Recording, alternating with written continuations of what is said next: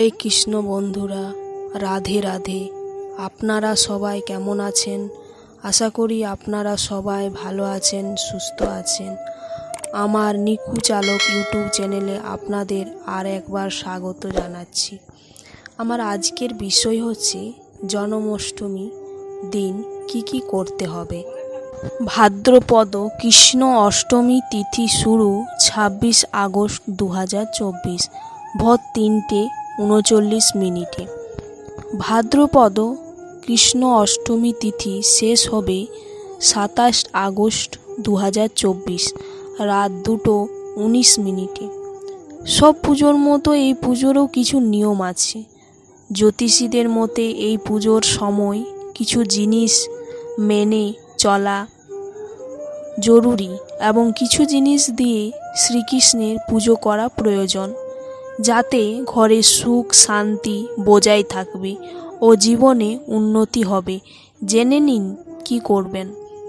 জন্মাষ্টমীর শুরুর রাতে কেশর জলের দুধ একসঙ্গে রেখে গোপালকে অভিষেক করুন। এতে জীবন সুখ ও শান্তিতে ভরে উঠবে। জন্মাষ্টমীর সকালে স্নান করার পর রাধা কৃষ্ণের মন্দির গিয়ে কৃষ্ণকে হলুদ ফুলের মালা অর্পণ করা প্রয়োজন। ওই দিন সকাল সকাল স্নান সেরে পরিষ্কার জামা কাপড় পরে দক্ষিণাবর্তী শঙ্খে জল ভরে কৃষ্ণের অভিষেক করুন।